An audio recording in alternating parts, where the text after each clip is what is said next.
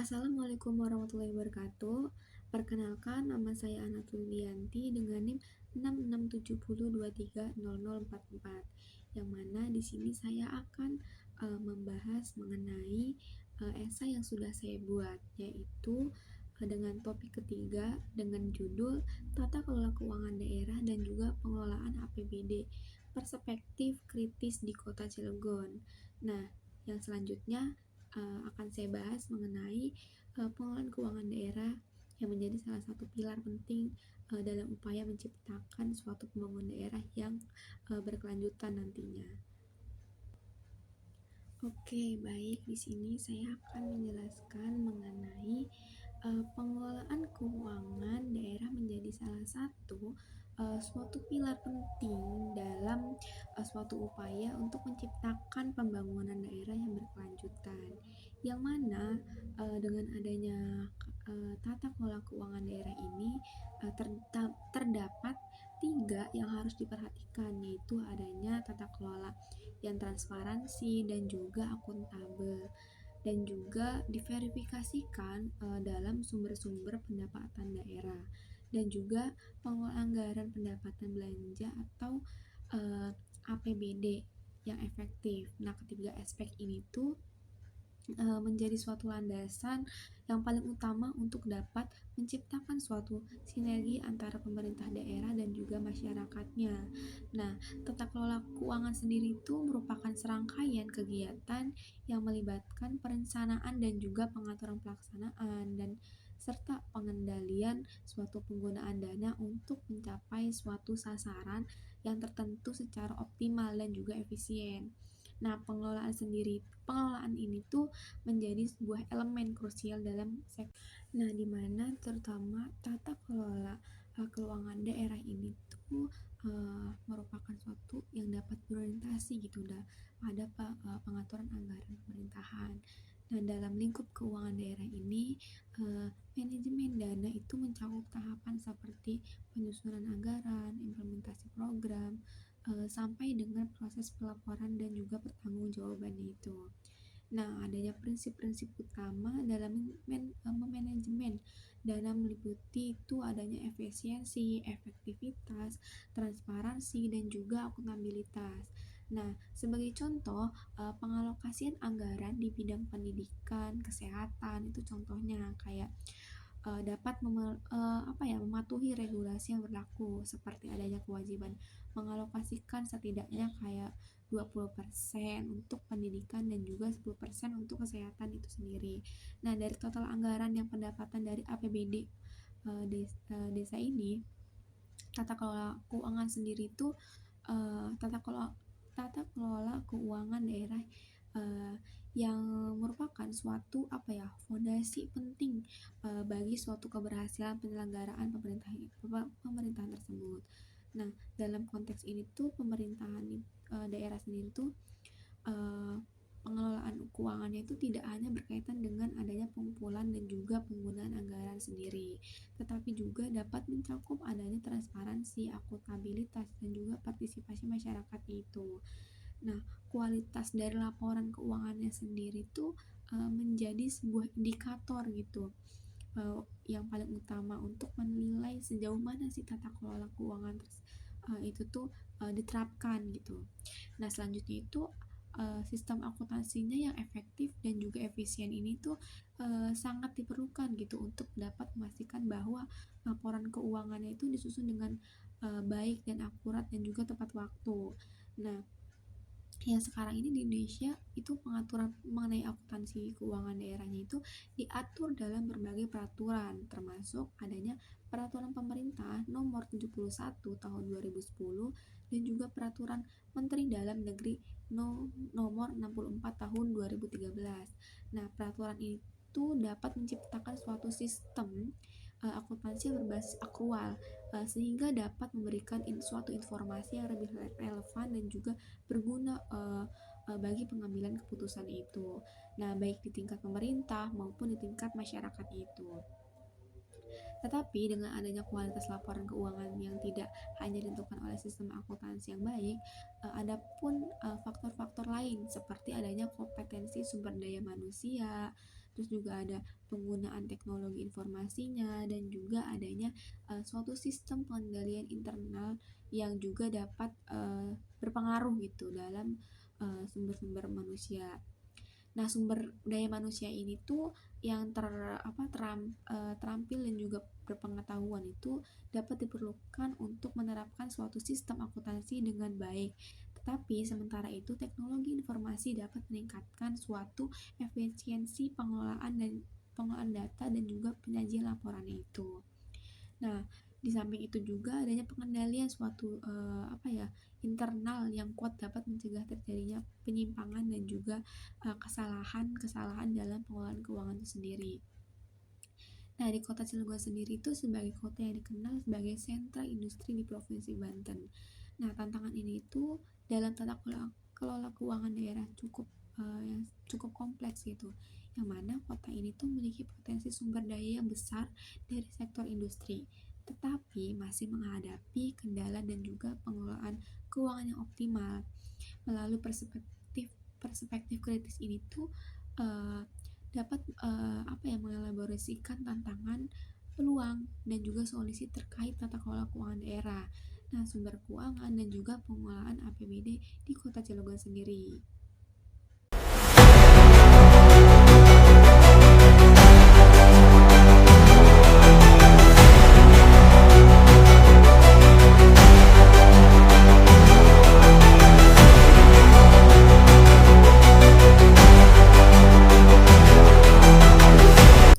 Nah, dari video tadi, dari bukti-bukti tadi, bahwasanya berita yang sudah tertera di adanya tata kelola pemerintah di Kota Cilegon itu merupakan aspek krusial dalam menciptakan efisiensi dan juga transparansi dalam penyelenggaraan publik, yang mana dengan adanya konteks otonomi daerah, Cilegon itu tuh menghadapi sebuah tantangan untuk mengelola sumber daya dan juga memberikan layanan yang optimal kepada masyarakatnya.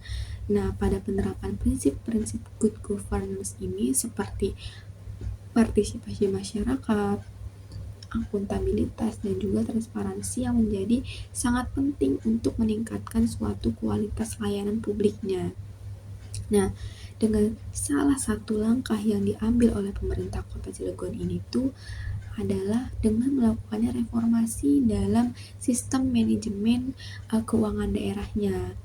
Hal ini tuh dapat mencakup suatu penyusunan anggaran pendapatan dan juga belanja daerah atau APBD yang partisipatif, di mana masyarakat itu dapat dilibatkan dalam proses perencanaan dengan melibatkan masyarakat. Nah, pemerintah juga dapat memastikan bahwasannya kebutuhan dan juga aspirasi warga terakomodasi dalam program-program pembangunan lainnya. Nah, tetapi selain itu juga pengawasan terhadap pelaksanaan APBD desa ini juga menjadi perhatian utama. Nah, pemerintah Kota Cilegon ini berupaya untuk meningkatkan suatu akuntabilitas dengan melakukan audit secara berkala dan juga melibatkan lembaga independen untuk mengevaluasi penggunaan anggarannya itu. Nah, dalam upaya ini tuh bertujuan untuk dapat mencegah penyalahgunaan wewenang dan juga adanya memastikan bahwasannya setiap dana yang dikeluarkan itu dapat memberikan manfaat maksimal bagi masyarakatnya itu sendiri. Tetapi di tengah upaya tersebut yang terjadi masih banyak tantangan seperti kurangnya sumber daya manusia yang berkompeten dan juga infrastruktur yang memadai. Nah, oleh karena itu tuh investasi dalam pelatihan dan juga pembangunan kapasitas pegawai pemerintah ini harus menjadi suatu prioritas gitu.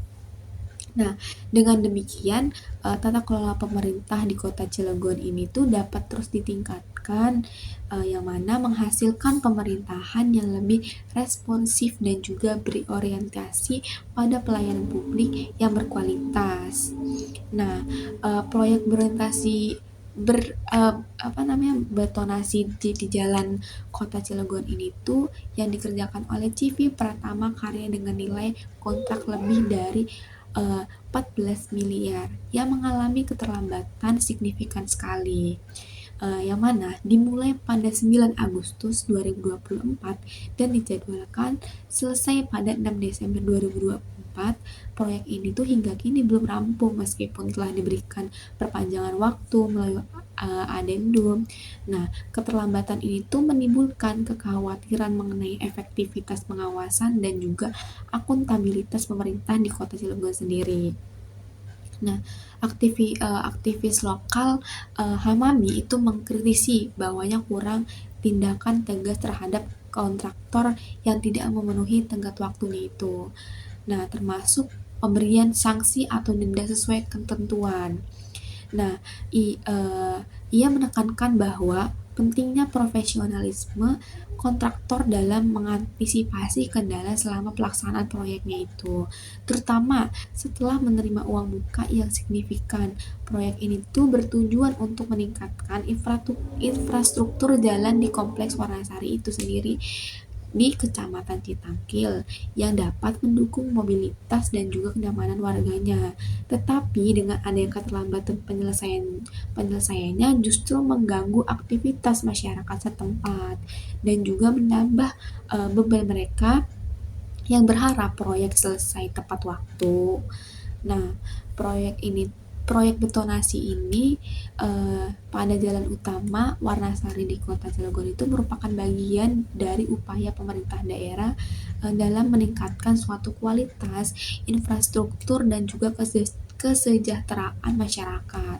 Nah, Wali Kota Cilegon sendiri yaitu Heldi Agustian yang menyatakan bahwa perbaikan jalan ini tuh telah diajukan sejak tahun 2012, tetapi baru dapat direalisasikan setelah jalan tersebut diserahkan kepada pemerintah Kota Cilegon pada tahun 2021 itu sendiri.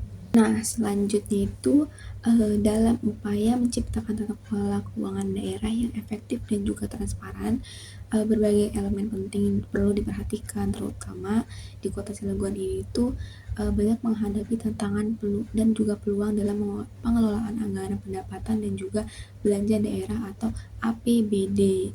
Nah, pengelolaan keuangan daerah tidak hanya berkaitan dengan pengumpulan dan juga penggunaan anggaran, tetapi juga dapat mencakup sebuah aspek-aspek seperti transparansi, akuntabilitas, dan juga partisipasi masyarakatnya. Nah, kualitas laporan keuangan itu menjadi indikator utama bagi penilaian yang menilai seberapa baik sih tata kelola ini tuh yang diterapkannya. Nah, sistem akuntansi ini yang baik dan juga efisien itu menjadi sebuah persyaratan untuk memastikan laporan keuangan disusun dengan akurat dan juga tepat waktu.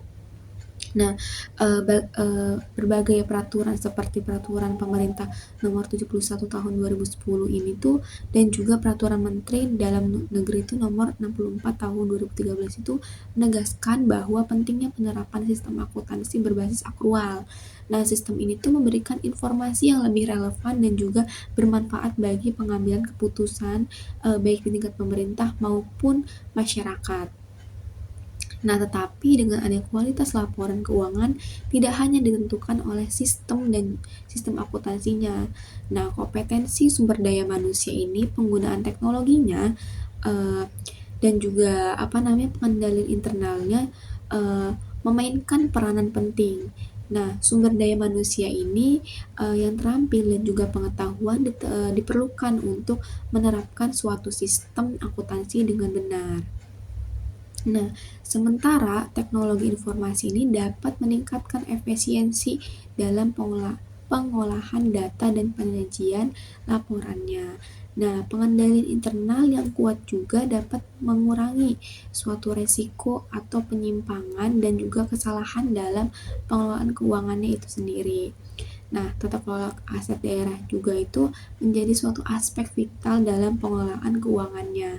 Nah, aspek yang dikelola ini tuh harus dengan baik gitu atau berkontribusi positif terhadap kualitas laporan keuangannya.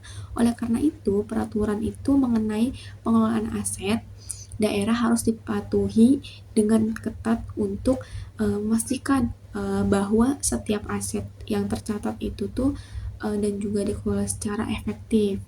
Nah, pengelolaan aset yang buruk tuh dapat mengakibatkan suatu ketidakakuratan dalam laporan keuangan dan juga berpotensi menyebabkan kerugian bagi daerah. Nah, penguatan teks kelola keuangan itu tidak hanya dengan meningkatkan kualitas laporan keuangannya, tetapi juga dapat memperkuat kepercayaan masyarakatnya terhadap pemerintah. Nah, kualitas laporan keuangan yang baik itu dapat mencerminkan tanggung jawab dan juga integritas pemerintah dalam menggunakan sumber daya publik dan juga menjadi cerminan dari kinerja dan profesionalisme aparatur pemerintahan. Nah, oleh karena itu, penerapan yang ada prinsip-prinsip tata kelola yang baik sangatlah penting gitu untuk meningkatkan suatu transparansi dan juga akuntabilitas dalam pengelolaan keuangan daerah itu sendiri. Cukup sekian. Terima kasih. Wassalamualaikum warahmatullahi wabarakatuh.